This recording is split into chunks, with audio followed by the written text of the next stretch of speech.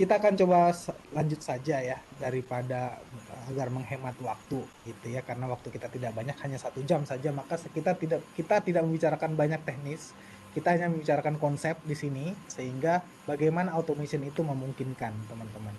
Ketika saya sebutkan automation security operation, maka akan ada dua hal di situ, automation dan security operation. Nah, teman-teman, automation itu cakupannya sangat luas, gitu ya. Automation itu bisa saja yang lain hal di luar security operation.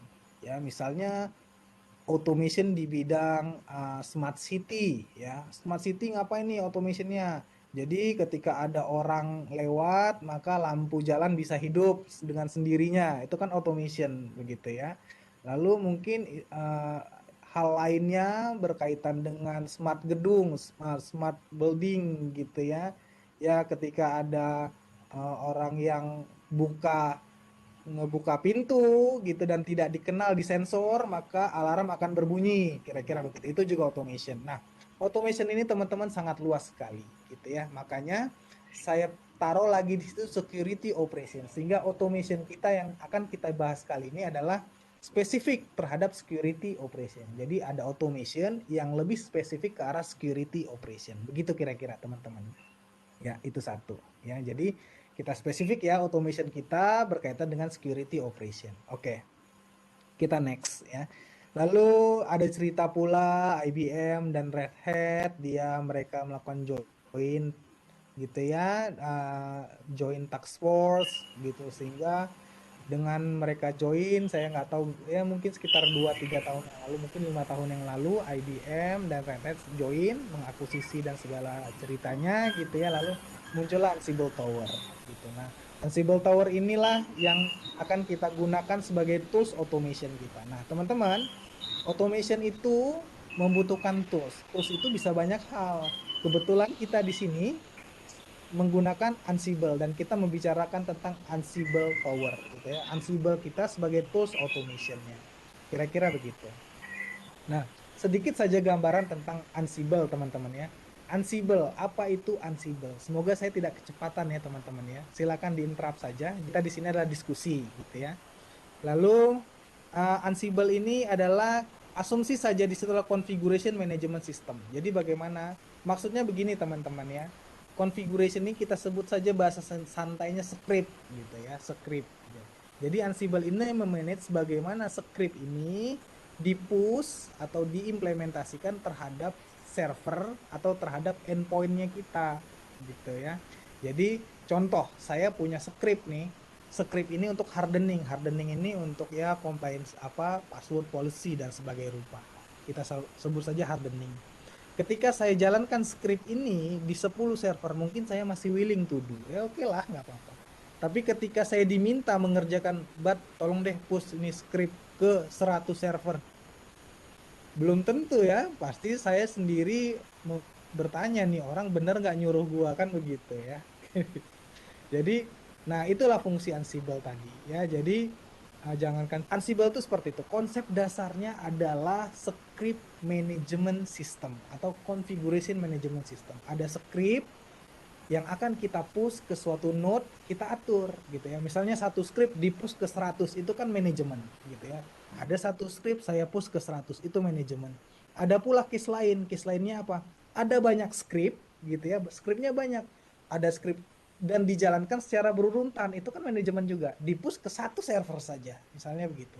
Script 1 jalan, script 2 jalan, script 3 jalan, maka di push ke satu server juga. Nah, itu juga manajemen gitu. Jadi Ansible ini fungsinya adalah configuration management system yang seperti kita bahas yang tadi gitu ya. Seperti itu kira-kira Ansible. Itu konsep apa? Based on-nya Ansible, a configuration management system. Ini dia. Gitu. Oke, saya coba pointing gitu ya. Uh, pen gitu. Oke, ini konsepnya. Oke, tadi saya bilang automation kita teman-teman, kita spesifik ke arah security operation. Kira-kira begitu ya. Nah, jadi kita membicarakan automation yang berarah ke security operation. Jadi spesifik gitu. Nah, security operation ini berdasarkan framework, open framework seperti NIST ya, CIS. Security operation ini ada 4 hal yang harus dilakukan oleh security operation gitu ya. Ada 4 hal yang dilakukan security operation. Yang pertama, identification, protect, detect, respond, and recover. Kira-kira gitu. Jadi, ada 5 gitu ya. Jadi ada 5 hal yang dilakukan oleh security operation. Jadi identification, protect, detect, respond, dan recover. Itu kira-kira. Jadi bagaimana security operation ini dijalankan secara automation, ini yang kita bahas saat ini. Gitu ya teman-teman. Semoga tetap bersama saya sampai akhir gitu ya, sehingga kita paham bagaimana konsep security operation dijalankan secara automation. Oke. Nah, konsep kedua, lalu hal kedua terkait Ansible adalah agentless. Teman-teman, agentless ini asumsinya tanpa agent gitu ya. Nah, saya sebelum menggunakan Ansible, saya menggunakan satu tools yang proprietary miliknya IBM gitu ya waktu itu gitu, namanya BigFix. BigFix ini agent based, artinya ketika saya ingin mengontrol endpoint, maka saya harus menginstal agent saya ke situ, kira-kira gitu. Nah, ini banyak batasan. Batasannya apa? Batasannya teman-teman, saya harus menunggu si prinsipal tersebut mengeluarkan agentnya. Contoh, saya ingin mengontrol appliance atau asumsikan saja saya ingin mengontrol Cisco switch di BigFix misalnya gitu. Saya harus menunggu dulu nih prinsipalnya mengeluarin nggak agent untuk Cisco. Kalau enggak berarti itu udah out of scope-nya saya. Kira-kira gitu. Nah, berbeda dengan Ansible yang agentless ini. Nah, agentless ini tanpa agent dan connect-nya di Ansible dia menggunakan SSH dan PowerShell protokol. Jadi asumsinya device yang bisa kita manage itu lebih luas gitu ya. Asal device itu bisa di SSH atau bisa di PowerShell atau RDP gitu ya, maka saya bisa memanage-nya. Kira-kira gitu. Jadi agentless melakukan komunikasi, melakukan kontrol menggunakan SSH atau PowerShell protokol. Kira-kira begitu. Tadi ketika di BigFix tidak mengeluarkan agent untuk Cisco, saya tanya teman-teman mana tahu ada di sini orang network. Teman-teman, kalau router Cisco bisa di SSH nggak? Saya yakin jawabannya bisa. Ketika router itu bisa di SSH, maka bisa kita manage menggunakan Ansible. Kira-kira gitu. Saya tanya lagi, Juniper, bisa nggak di SSH? Bisa, Om Bat. Berarti bisa kita manage menggunakan Ansible. Gitu konsepnya. Agentless dan menggunakan SSH atau PowerShell protocol. Sehingga dengan ini kita bisa lebih luas dalam memanage device yang bisa kita kontrol. Gitu. Konsep ketiga, tadi konsep pertama configuration management, konsep kedua adalah agentless, konsep ketiga login. Umbat, terus gimana sih Ansible bisa masuk ke device tersebut? Oke lah, dia bisa SSH. Teman-teman, login untuk agar Ansible bisa masuk ke dalam device-nya kita, maka si Ansible itu butuh ID. Kita sebut saja sistem ID, gitu ya. Nah, ini adalah salah satu prereq ketika kita ingin mengkomunikasikan device kita terhadap Ansible, gitu. Jadi, kita harus meletakkan ID Ansible di situ yang selevel admin atau privilege admin. Gitu. Saya tanya sama teman-teman ya, bisa SSH, ID-nya ada, kira-kira bisa login nggak tuh Ansible? Saya yakin jawabannya bisa. Gitu ya, SSH-nya dibuka, ID-nya dipegang, di hold sama si Ansible, maka dia bisa. Contoh, saya ingin login maka semua server yang ingin saya manage punya ID Ansible, misalnya ya Ansible ID. Sehingga ketika tadi si Ansible ingin connect ke device tersebut, maka Ansible menggunakan ID tersebut. Gitu ya. Jadi ada agentless, ada login. Terus ini kita lewatkan saja, tadi sudah kita bahas di awal. Kedua, ini yang paling penting adalah teman-teman ya, Ansible ini sendiri dia adalah open source. Cuman masalahnya Red Hat-nya berlicense, kan begitu ya. Open source dari Red Hat gitu ya. Ansible dari Red Hat. Bisa kita install, bisa kita download, kita install di lokal environment kita, bisa kita lakukan gitu ya. Cuman masalahnya, bukan masalah, cuman IBM dan Red Hat mengeluarkan solusi lain. Solusinya adalah menggunakan Ansible Cloud. Jadi teman, ketika saya ingin membuka Ansible dashboard, saya connect ke VPN. gitu ya. So, connect ke VPN, saya login menggunakan dari VPN ke Ansible Tower. Oke.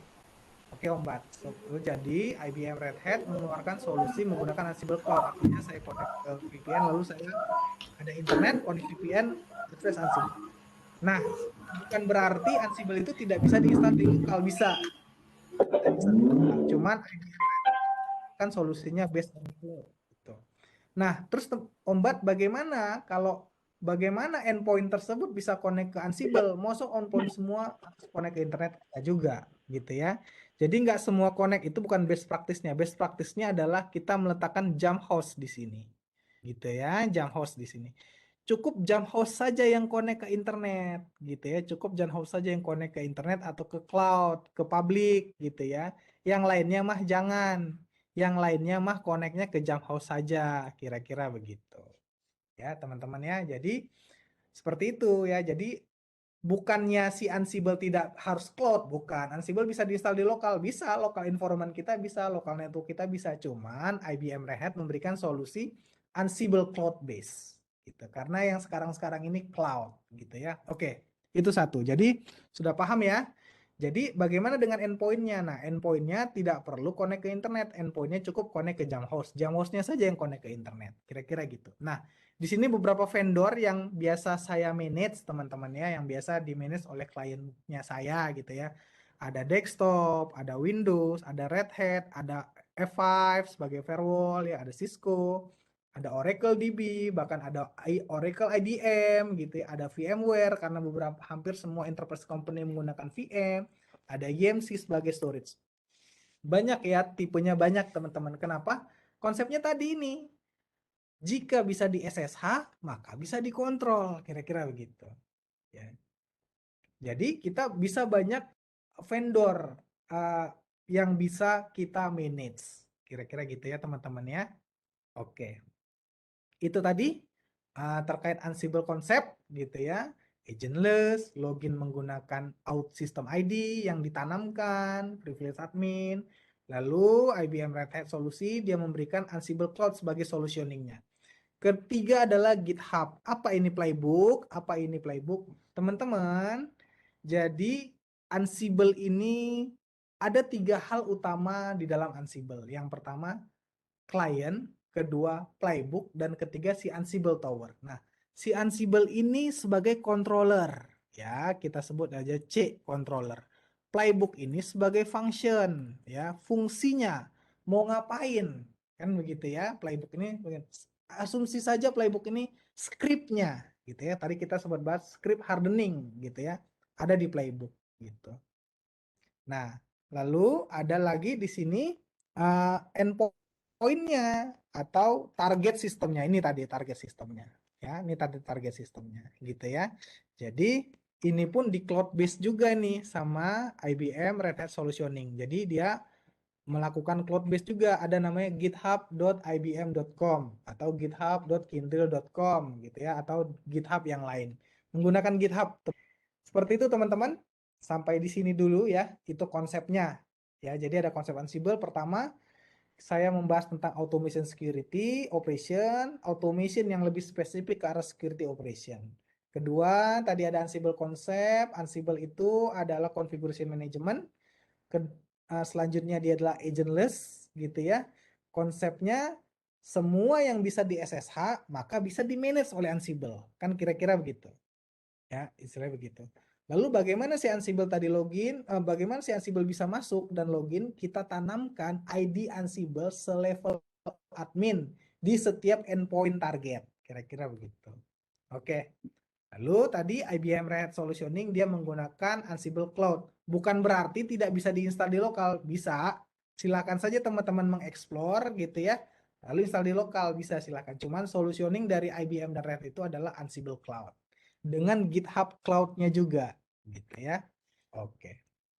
Nah, tadi ada jump host, ini tadi ya. Jadi tidak perlu endpoint connect ke internet. Kalau dia based on cloud, cukup jump host-nya saja connect ke internet. Yang lainnya mah cukup jump host gitu.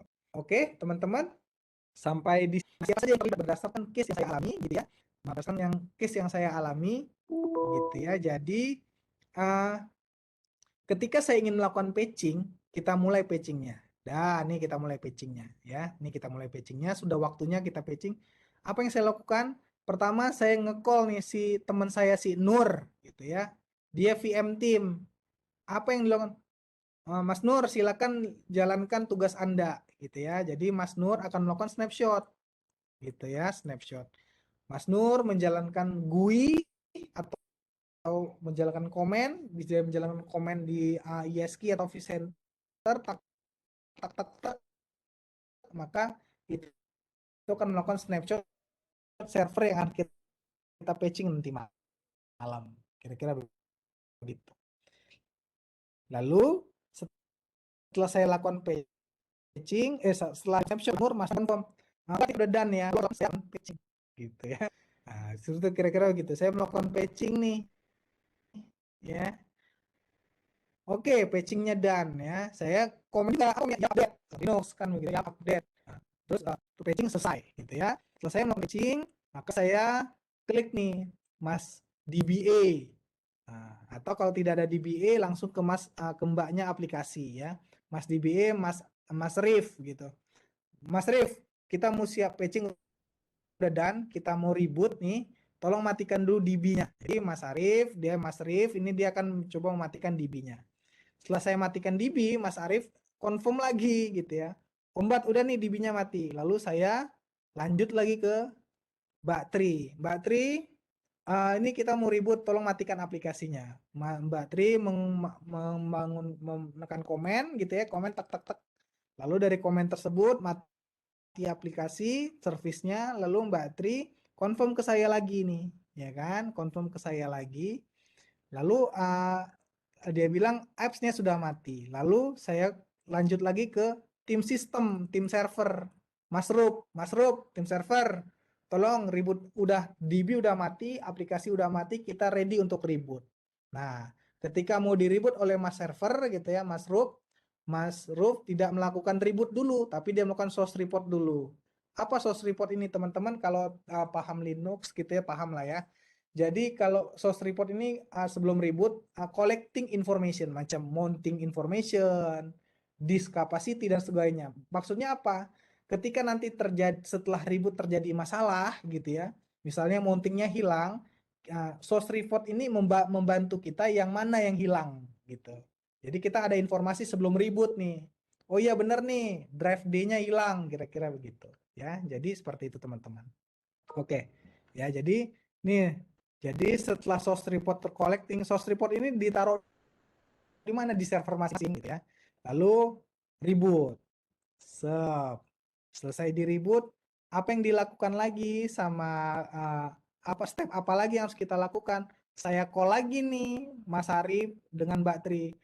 Mas Arif, Mbak Tri, ini kita udah beres nih patching nih. Rebootnya juga sudah done. Tolong naikin lagi aplikasi yang tadi done. Mas Arif, dia balik lagi. Ya, menstart DB. Setelah dia start DB, saya dikonfirm DB sudah start, lanjut ke start application. Setelah itu konfirmasi bahwa activity sudah done, aplikasi sudah berjalan normal. Teman-teman bisa kita lihat lah ya, dengan current condition ini, berapa banyak temen yang kita repotkan gitu ya. Dari mulai si Mas Nur, dia melakukan snapshot, lalu saya sendiri melakukan patching gitu ya, saya sendiri melakukan patching ya, yang update. Lalu setelah saya patching, Mas Arif mematikan aplikasi DB, lalu setelah DB, Mbak Tri mematikan aplikasi, lalu baru di reboot. Ternyata sebelum di reboot harus source report dulu, itu adalah mandatory mereka, tim server gitu ya. Lalu setelah reboot naik, balik lagi ke Mas Arif, naikin aplikasi, dan Mbak Tri naikin aplikasi. Nah, itulah current condition saat ini. Dan bagaimana kondisi ini tadi kita otomasi. Nah, ini nih tugasnya. Bagaimana kondisi ini tadi kita otomasi. Nah, ini kondisi ini tadi kita otomasi. Dengan cara kita membangun suatu template yang berjalan secara berurutan. Kita maksudnya dengan cara saya menjalankan suatu job yang berjalan secara berurutan. Contoh, saya tanya ke Mas Nur, Mas Nur, gitu. Lalu Mas Nur jawab, oke, lalu saya join, saya bikin jobnya, mana jobnya, nih, sip, oke. Jadi job ini fungsinya untuk menjalankan snapshot di server IDM, misalnya begitu, ya. Jadi snapshot itu diperlukan ketika kita butuh real rollback gitu ya, real bagaimana keadaan semula gitu. Nah, itulah snapshot, ya. Oke, thank you Mas Nur. Lalu apalagi? Saya lakukan patching. Ombat, itu patching, komennya apa? YAM update. Oke, YAM update ke siapa? Ke server inventory IDM. Maka saya bikin nih template-nya. Ya enggak? Sip. Oke, siap. Lalu, apalagi yang saya lakukan? Setelah saya patching, ternyata saya harus membutuhkan Mas Arif. Mas Arif mengapain? Mas Arif mematikan DB. Oke, saya bikin rip itu kalau mematikan DB, komennya apa? Lalu Mas Arif beri komen ini ombat, gitu ya. Dikasih sama saya, maka saya bikin template-nya DB bring down service IDM. Kenapa ada kata IDM? Karena template ini hanya berlaku untuk server IDM. Kira-kira begitu. Ya. Lalu setelah itu ke Mbak Tri seperti semula bikin template, tanya lagi komennya sehingga kita bikin template-nya. Bring up service DB. Sorry. Ini bring down service DB ya. Setelah bring down masuk ke apa? Ke tim sistem. Ngapain tim sistem? Source report reboot. Nih dia nih ya. Jadi saya tanya aja nih sama si Rup nih, Rup, ente kalau melakukan reboot ngapain? Nggak bisa langsung reboot Ombat, harus source report dulu untuk melihat nanti kalau ada apa-apa. Oke, apa komennya? Ini source report, ini reboot. Reboot tinggal tekan aja, ketik aja reboot untuk mesin Red Hat gitu misalnya. Gitu ya, atau init kan bisa begitu. Gitu ya. Jadi source report reboot. Sehingga apa yang saya lakukan? Saya sudah uh, melakukan ini ya, setelah reboot apalagi ya tadi ya, bring up di bring down, bring up apps, bring up di bring up service, bring up apps gitu ya. Terus ngapain Ombat? Oke, semua script yang sudah saya butuhkan udah di tangan saya dan sudah jadi job atau template di Ansible. Terus ngapain? Kita bangun workflow template. Nih workflow template nih. Ya. Jadi teman-teman nggak percaya, nih saya kasih lihat nih ya. Nanti ya coba harus sebentar. Coba saya perlihatkan di sini. Oke, ntar dulu ya. Kita sebentar dulu ya. Kita kita lanjut dulu ya. Oke, nanti saja ya itunya.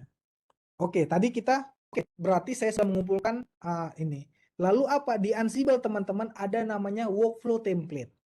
Apa teman-teman ketika pilih template nanti ada tulisan di bawahnya mau add template atau mau add work template gitu kira-kira. Saya mau add workflow template gitu sehingga ketika saya tampilan pertama adalah ditunjukkan adalah start. Ini tampilan pertama. Lalu saya klik start ini, dia akan saya mau menjalankan template atau job mana. Karena berdasarkan case ini, maka saya jalankan yang pertama adalah snapshot VM. Ini dia nih. Ya enggak? Tuh. Ya enggak? Oke. Lalu, setelah itu, saya panggil lagi, habis step VM. Nah, di sini ditandakan dia hijau. Nanti kita lihat di Ansible-nya ya. Arti hijau, jika dia sukses, gitu ya. Arti merah, jika dia fail. Jadi nanti ada dua kondisi di sini. Nanti kita lihat contohnya. Jadi teman-teman ketika klik di sini akan dihadapkan dengan kondisi. Kondisinya apa? Kondisinya adalah jika sukses atau jika dia failed gitu ya. Nah, oke. Jika dia sukses, maka dia direpresentasikan hijau di sini. Kalau dia failed, jika failed, maka dia representasikannya merah. Karena dia hijau, maka dia sukses. Jika sukses, majukan patch OS di sini. Lalu selanjutnya, bring down, bring up, bring down DB, bring down apps, source report reboot IDM. Lalu setelah naik lagi, secara auto akan menjalankan perintah bring up service dan bring up DB. Kira-kira begitu. Ini kebetulan secara paralel. Karena ini bisa paralel, bisa teman-teman lihat ini paralel gitu ya, artinya berjalan bersamaan gitu ya. Boleh berjalan bersamaan, boleh berjalan sekuensial. Ini kan sekuensial. Tidak mungkin kan saya melakukan uh, bersamaan bring down DB dengan patch itu tidak bukan tidak mungkin, maksudnya di environment saya tidak begitu gitu ya. Nah, nanti teman-teman silahkan mikir di environment teman-teman sendiri gitu ya. Environment saya boleh kok nge-down DB dengan apps bersamaan, silakan saja. Sesuaikan workflow-nya. Nih, kayak saya nih ya. Berarti saya habis itu menjalankan DB dan apps menghidupi file. Gitu, teman-teman. Nah, sehingga ketika activity DB dimulai, apa yang saya lakukan? Yang saya lakukan cukup menjalankan workflow. Nih, cukup saya jalankan di sini, cukup saya jalankan, mungkin nggak kelihatan ya, cukup saya jalankan satu tombol trigger. Run, nih ya. Nih, saya cukup menjalankan ini. Nah, nih kalian lihat di sini workflow template, yang lainnya job template, yang ini workflow template. Bisa dilihat ya itu ya. Ini ada job template, ini workflow template. Ya, workflow template artinya adalah susunan template-template yang berjalan secara workflow gitu ya. Nah, kalian lihat di sini bedanya ya. Apa yang saya lakukan? Ketika ini semua sudah beres, maka yang saya lakukan ketika saya melakukan patching, saya cukup men-running workflow template ini dengan satu button. Dengan satu button itu, Ansible akan nge-push script snapshot, script patching setelahnya, script DB matikan, script apps matikan, collecting source report, reboot sampai dia memasukkan apps DB. Sampai bring up DB dan bring up apps application gitu. Nah, ketika activity ini ketemu lagi, patching itu kan regular activity ya, bener ya. Saya patching karena patch atau vulner itu selalu datang, selalu akan ada gitu. Jadi kita selalu akan ada patching schedule yang reguler sifatnya. Ketika activity ini datang lagi, saya cukup tinggal tombol satu lagi. Maka itu menjalankan proses yang tadi banyak pihak gitu ya, Mas Nur, Mas Bat, Rip, Tri, Rup, ini dijalankan secara otomatis dengan tombol automation tadi, patching automation IDM. Nah, seperti itulah konsep Ansible automation ya. Bagaimana si Ansible itu mampu untuk melakukan automation? Kok bisa mampu ya melakukan automation? Loh ya iya, karena si Ansible menghold script yang dibutuhkan. Dia hold semua script yang dia butuhkan, dia jalankan, dia desain secara workflow. Dengan itu, teman-teman yang ada di sini saya pengen tanya sama teman-teman. Mungkin tidak automation terjadi jika konsepnya seperti ini. Mungkin, gitu ya. Saya sudah mengambil semua script yang saya perlukan, lalu saya jalankan secara workflow sesuai dengan kebutuhan yang berlaku, gitu. Oke, saya coba stop screen dulu ya sebentar ya. Sebentar saja saya stop screen. Jadi, teman-teman paham ya kenapa bisa Ansible itu melakukan automation? Ya karena tadi gitu ya, workflow template ya. Dari workflow template ini saya masukkan di sini, kita asumsi saja tadi ya. IDM patching tadi ya. Kira-kira begitu. Saya save. Sebentar saja saya memperlihatkan workflow ini bisa terjadi gitu ya, teman-teman ya. Nah, keluarlah desain workflow-nya. Wih, ini kenapa ya? Close dulu coba ya. Nah, seperti itu. Ya, seperti itu. Nah, ini ya. Saya klik IDM. Tadi kenapa jadi tugas saya kumpulkan dulu semua script lalu saya runningkan secara workflow. Kira-kira begitu. Ya. Misalnya tadi IDM, saya snapshot gitu ya, apapun itu. Terus lalu saya select. Lalu dari sini saya tambah nih. Nah, saya tambah menjadi yang lain. Misalnya begitu. Nah, apalagi nih, misalnya yang ini. Terus saya bisa nentukan tadi kan saya bilang ya, dia sukses, dia failure gitu ya. Jadi sukses itu menunjukkan representasi hijau. Jika sukses, maka kan bisa gitu ya. Workflow bisa gitu ya. Jika sukses Anda running ini, jika failed Anda running ini. Kira-kira gitu. Bisa kan? Kemungkinan begitu bisa ya. Lalu misalnya saya asumsikan fail. Tuh, dia merah. Kan begitu ya. Gitu merah. Atau saya tambah workflow lain gitu dan sebagainya. Oke. Nah, dengan begitu konsepnya teman-teman, maka automation bisa terjadi di patching activity. Dengan saya ambil scriptnya, saya running secara bersamaan, saya running secara workflow, maka automation terjadi di patching activity. Ketika saya ada lakukan activity patching lagi di IDM, saya tinggal klik tombol one tombol, ya, maka itu akan diselesaikan semua sama si Ansible. Kenapa? Karena si Ansible memegang script yang dibutuhkan per job ya, atau per step gitu ya. Kira-kira gitu. Dia pegang script VM, dia pegang script patching, dia pegang script disesuaikan. Oke. Oke, untuk lebih memahami teman-teman, saya akan coba masukkan teman-teman case kedua. Case kedua ini membahas tentang thread automation. Nah, karena kita bahas security ya, patching tadi berhadapan dengan security, thread automation berhadapan dengan security. Oke. Current condition yang terjadi pertama adalah gitu ya. Semua device itu connect kepada CM-nya kita gitu ya. Dalam hal ini bisa saja KeyRadar, LogRhythm atau apapun itu gitu ya. Kebetulan di kita KeyRadar gitu ya. Nah, jadi pertama manajemen log gitu ya. Jadi semua log masuk ke dia. Tujuannya untuk apa? Alert, investigation, forensik dan sebagainya rupa. Jadi semua log itu masuk ke dia. Nah, dari CM ini kita buka dashboardnya, di situ kita bisa lihat ada alert gitu ya. Oke, kira-kira seperti itu. CM KeyRadar, ceritanya begini.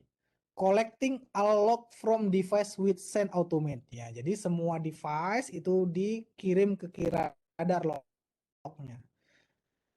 Setelah itu dari KeyRadar dashboard, security analyst detected anomaly behavior ya. Dia mendeteksi anomaly behavior ya. Lalu dia beri decision atau dia beri pertimbangan ke atasnya ya, decision with approved by leader. Nah, ya, sehingga apa decisionnya yang di approve oleh leader? Ternyata anomali ini berbahaya dan kita harus blok ini. Gitu ya. Kita harus blok ini ke blok aktivitas dari ini. Jadi, apa yang di raise mereka? Dia nge-raise-nya IP atau hash code gitu ya. Source IP ya. Source IP atau hash code yang harus kita blok gitu. Nih ya, saya coba lagi kita nih gitu ya. Lalu create tiket begitu ya. Lalu dia confirm kemari, di-assign kemari ya, di-assign kemari karena setiap PIC megang device yang berbeda-beda gitu ya. Nah, lalu Mas Fatur dengan keahliannya dia memblok itu sesuai dengan analis decision tadi, security analysis decision tadi. Lalu Mas Fatur confirm, Jel, udah ya, thank you gitu ya. Mas Jati juga confirm saya lagi. Saya di Symantec Manager, saya blok IP code-nya, saya bikin create policy, lalu dari create policy, policy tersebut di define IP yang dia maksud, lalu di define IP yang dia maksud, lalu saya blok di Symantec Manager. Mungkin begitu juga di firewall dan di Jati, di IPS gitu ya. Create policy, define hashcode atau IP-nya, lalu block. Lalu sama juga di Ironport. Klik policy, define IP-nya, lalu block activity-nya. Kira-kira begitu.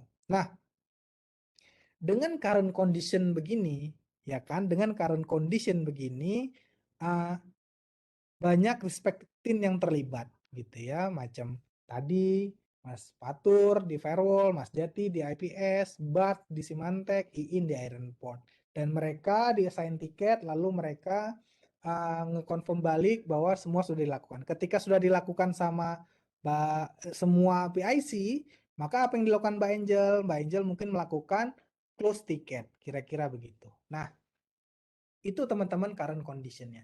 Nah, saya akan coba memberi gambaran bagaimana current condition ini kita ubah menjadi automation. Gitu ya. Oke. Pertama, apa yang saya lakukan? Yang saya lakukan adalah yang saya sebagai angel atau security analyst, yang saya lakukan adalah, oh saya harus create ticket ya. Oke, kenapa harus create ticket? Karena environment-nya begitu. Teman-teman ini berdasarkan environment teman-teman masing-masing. Kalau di environment saya begitu. Jadi harus ada tiket dulu. Gitu ya. Tiket itu sebagai track record. Gitu. Kira-kira begitu.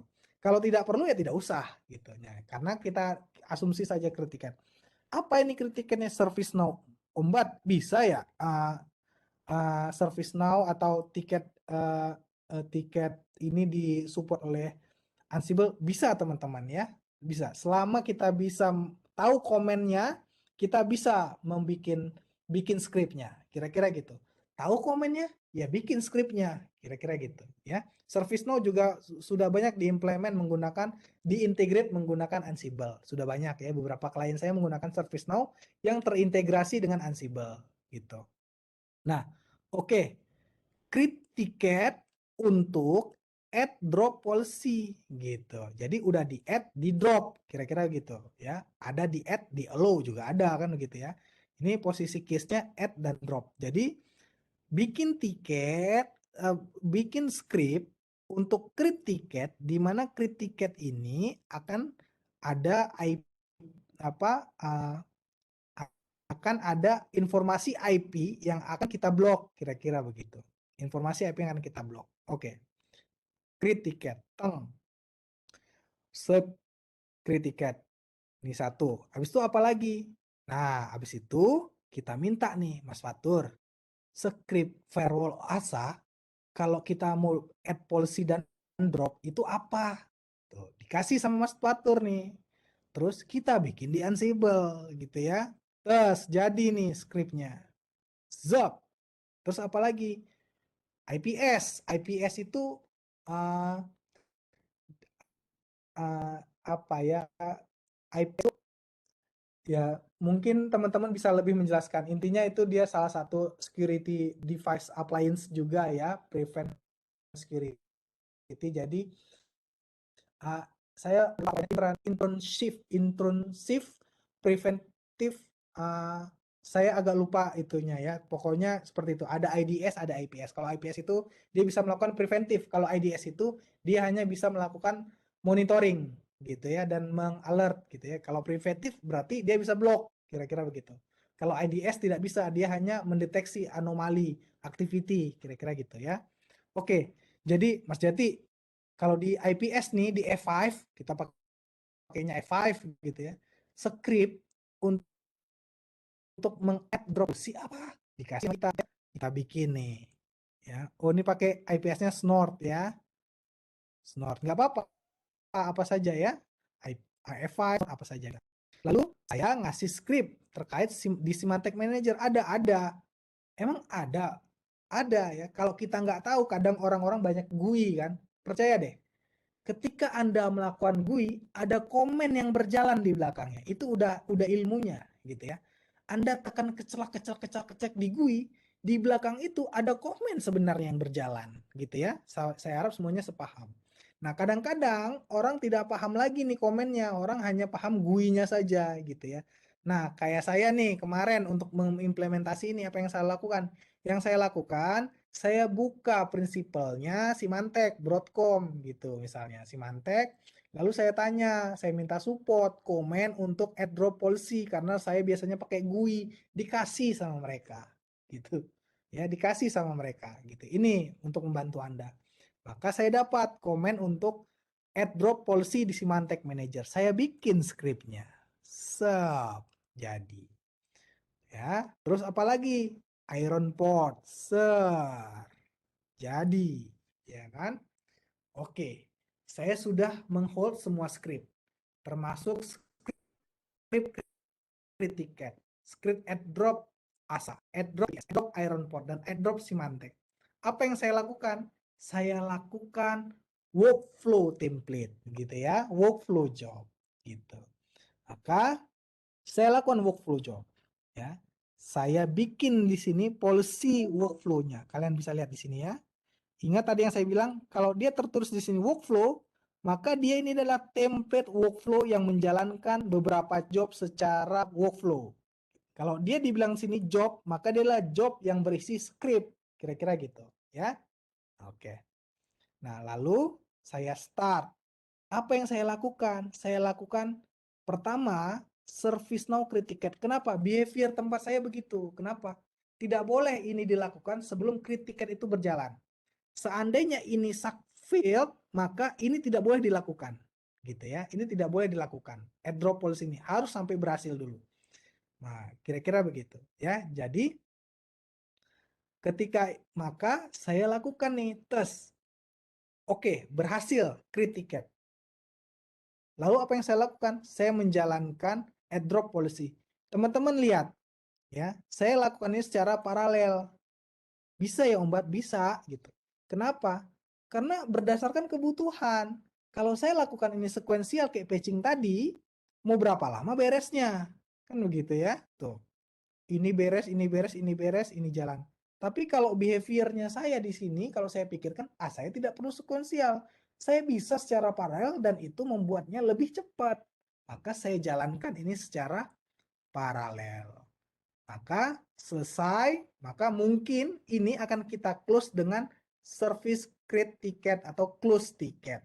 Kira-kira begitu. Nah, ketika service flow ini saya jalankan gitu ya, saya simpan nih, ya kan? Terus saya start. Nah, teman-teman ada satu hal di sini tambahan nih. Ini ada satu hal nih tambahan nih. Apa itu? Saya tambah add survey. Apa itu add survey? Ada teman-teman tadi tempat tadi ya. Nanti saya perlihatkan. Add survey itu adalah input yang Anda butuhkan. Gitu. Apa yang input yang Anda butuhkan? Ini. Jadi ketika saya menjalankan ini, maka saya diminta masukkan enter source IP atau enter destiny IP. Yang ini yang akan kita blok. Benar nggak? Iya. Gitu ya. Kira-kira begitu. Jadi ini atau hash code gitu. Kita gampangkan saja IP gitu ya. Jadi ini survei ini bisa nanti kita aktifkan surveinya sehingga nanti Ansible ketika kita merunningkan jalan, dia bukan merunningkan dulu workflow tapi dia melempar dulu survei gitu, mempop up dulu survei. Ketika dia pop up survei, apa yang kita lakukan? Kita inputkan IP yang mau kita blok berdasarkan security analyst report tadi. Saya letakkan nih, tang. Maka setelah saya letakkan, saya launch atau saya next, maka dia akan meng-create create ticket add drop policy dengan IP. Ini. Gitu ya. Lalu setelah itu dia menjalankan lagi setelah sukses create ticket karena memang behaviornya perlu tiket untuk men-track, maka kita setelah ini saya jalankan secara paralel untuk add drop policy. Add drop policy yang mana? Yang IP-nya tadi saya masukkan. Nih dia. Jadi yang di drop adalah IP yang saya masukkan di survei tadi. Kira-kira begitu. Sehingga ketika ada threat lagi, security analyst melakukan analis dan dia memutuskan bahwa ini harus diblok, security analyst cukup mengklik satu tombol saja merunning automation add drop policy. Dia running nih, teng. Apa yang berjalan pertama? Nggak berjalan dulu, keluar dulu pop-up survei. Apa pop-up survei? Enter source IP dan destiny IP. Kita masukkan nih IP-nya nih, terus kita next. Maka dia akan merunningkan mulai dari create ticket, add drop policy di firewall ASA, add drop policy di Symantec, add drop policy di IPS, dan add drop policy di Ironport. Dan kita tinggal tunggu selesai. Menurut teman-teman, dua case tadi mungkin tidak terjadi. Menurut teman-teman, kalau saya jangan ditanya, ini sudah berjalan, di atas sudah berjalan, gitu ya. Kira-kira teman-teman mungkin tidak bisa terjadi. Mungkin ya. Mungkin. Ini udah 1 jam lebih sepertinya ya. Seru sekali sepertinya ya. Oke. Oke. Oke. Mas Dimas, bagaimana Mas Dimas? Saya balik Mas Dimas, ini kita masih ada case di mana case ini butuh interaktif teman-teman gitu ya. Ada security hardening. Boleh dilanjut aja, Mas. Dilanjut aja ya, sebentar aja saya minta waktunya. Iya, 10 menit kita coba jelaskan. Iya, Tapi saya ingin teman-teman dapat agreement dulu dari saya nih, teman-teman, dapat dapat konsep, maksudnya mindsetnya sama dulu. Dengan konsep begini, mungkin tidak automation bisa terjadi. Coba, ada yang bisa jawab nggak, teman-teman? Ya, ini Mas Mulyadi sudah. Terima kasih Mas Mulyadi. Intrusion Preventive System itu ya. Nah, ini detection. Ya, bener ya. Itulah ya. Oke, siap. Terima kasih Mas Fatur, Mas Mul ya. Itu juga teman saya kenal gitu ya. Intrusion Preventive System. Itu tadi maksud IPS tadi ini ya. Saya lupa, bener. Yang saya tahu IDS, IPS, IPS bisa preventive, IDS hanya bisa detect gitu. Oke. Oke ya, jadi kira-kira begitu teman-teman. Jadi saya harap teman-teman dengan begini, iya ya Om Bat ya, bisa lah ya. Ya bisa lah. Skripnya Anda pegang gitu ya. Skripnya Anda pegang terus Anda running secara workflow. Ya bisa. Jawabannya semuanya sama. Mungkin Om Bat. Orang skripnya dipegang, ya mungkin aja lah kan begitu. Oke teman-teman ya. Nah, teman-teman, case ketiga adalah security hardening. Security hardening ini eh, berdasarkan hemat saya gitu ya, compliance itu ada dua part. Compliance ada dua part. Yang pertama, make it comply. Yang kedua, keep it comply. Contoh ya, make it comply adalah kita bikin policy hardening ini comply gitu ya, patuh gitu. Dan keep it comply, dan kita pastikan bagaimana uh, bagaimana ini tetap comply. Contoh nyatanya. Saya running ini semua. Server saya sudah 100% comply. Bang, silakan ke Bang Rojak saja ya. Saya tutup screen saya. Iya, sebenarnya tadi udah Ya, banyak di cover ya. Saya paling apa? Jangan marah ya Bang ya, santai aja ya Oh Bang. enggak, tadi udah banyak ke Terlalu cover. seru saya ngomongnya Bang terkait Benar, automation ini benar. Bang. Si use case-nya tuh banyak banget, bener nggak terhingga tergantung apa imajinasinya aja. Selama bisa Iya dilakukan benar. targetnya bisa di automate gitu ya dari Ansible. Oke, paling saya singkat aja sih ya. Jadi di sini saya sebagai apa kesaksiannya lah untuk yang sudah lama di dalam operation security gitu ya. Terlebih sekarang manage manage service, handle client enterprise manage service. Nah, terus terang waktu Aljon itu pas transisi dari Big Fish ke Ansible Mas Batara ya. Jadi di 2019 IBM acquire Red Hat. Kemudian portfolio produknya pasti ada yang beririsan, dan ternyata yang benar untuk Big Fish-nya dilepas ya KCL.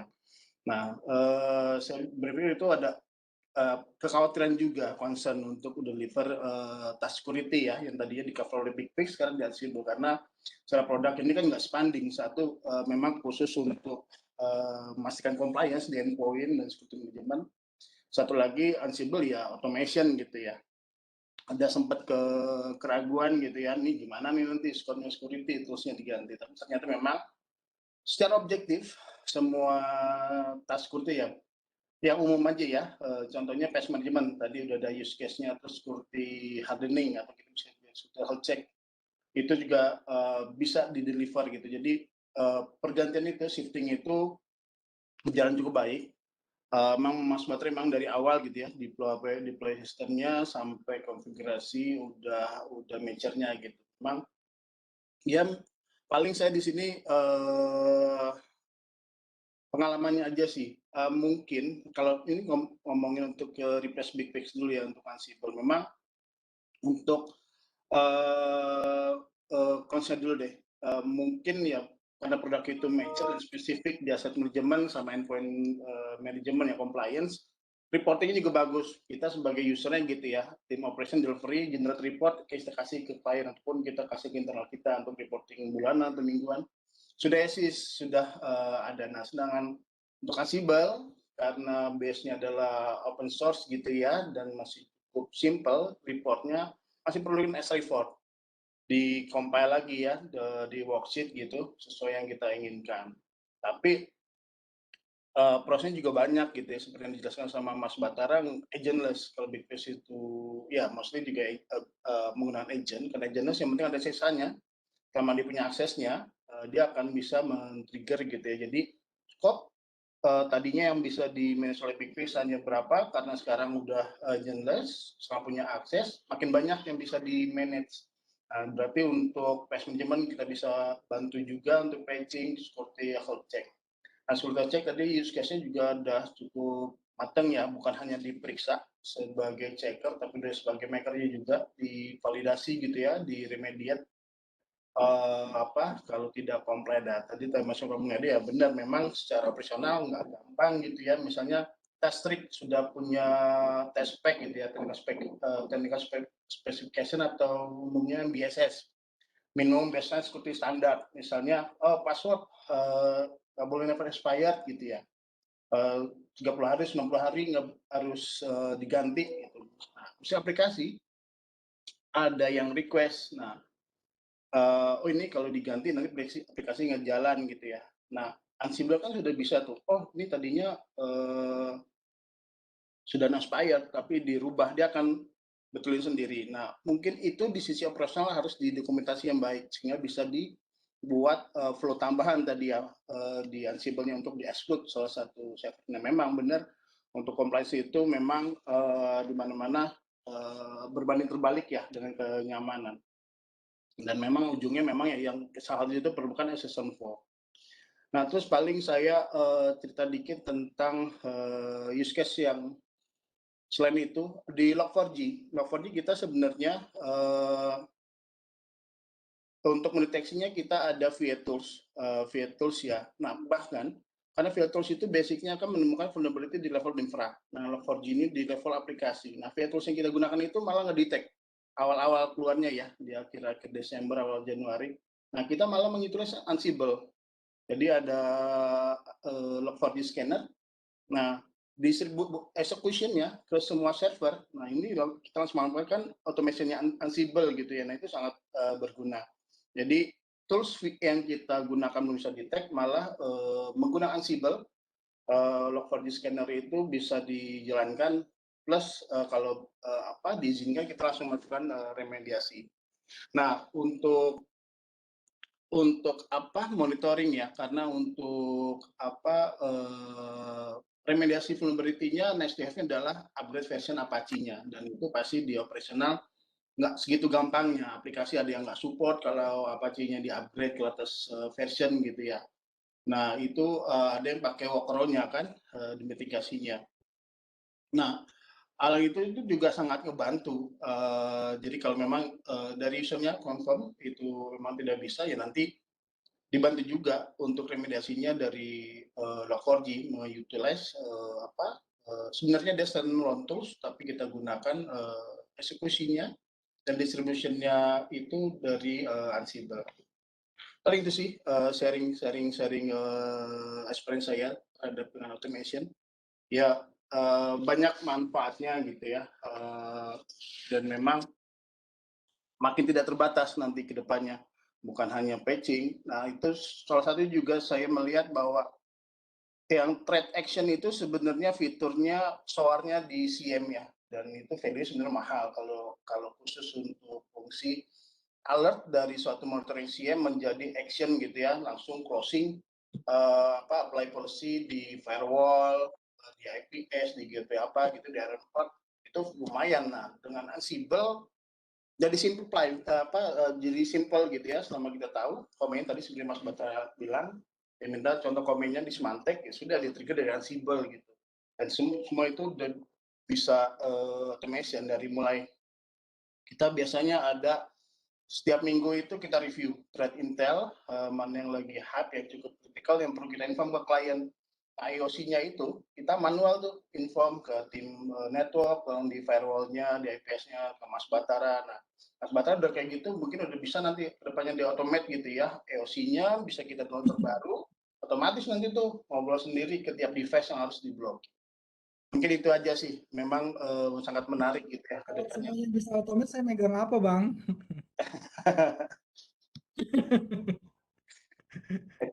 Lanjut, Bang. Oke, paling itu aja sih sharing pengalaman dari saya.